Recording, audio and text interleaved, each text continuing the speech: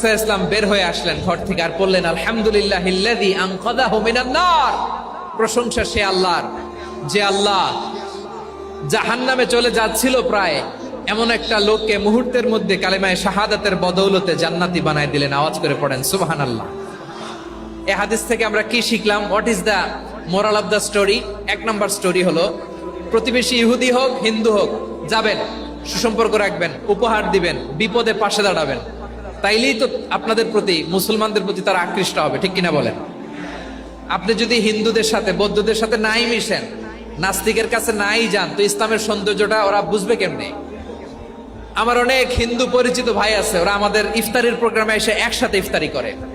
অনেক মদখোর আমার সাথে বসে একসাথে ডিনার করে, হাফ প্যান্ট পরা, গলায় স্বর্ণের চেইন, হাতে স্বর্ণের ব্রেসলেট, আইসা আমার সাথে ডিনার করছে, আছে এরকম।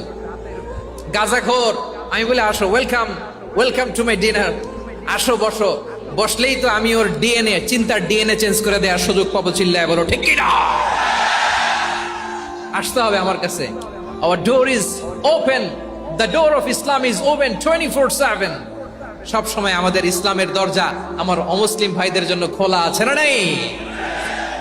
এই হাদিস থেকে দুইটা শিক্ষা। এক নম্বর শিক্ষা, প্রতিবেশী মুসলিম হোক অমুসলিম হোক, যান, অসুস্থ হইলে একটু আপেল নিয়ে যান, আঙ্গুর নিয়ে যান, কমলা নিয়ে যান, তাদের সাথে ভালো আচরণ করেন।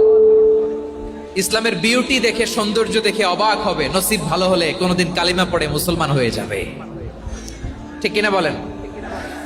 তাহলে অমুসলিমের সাথে ভালো সম্পর্ক। বিশ্বনবী ইহুদির বাড়িতে গেলেন, ইহুদির বাড়ি, আর আমার মুসলমান ভাই আমার কাফের বলে, এরকম আছে না নাই? মুসলিমরা দেখতে পারে না, সহ্য করতে পারে। বিশ্বনবী সাল্লাল্লাহু আলাইহি ওয়াসাল্লাম ইহুদির বাড়িতে গেলেন, এটা একটা শিক্ষা।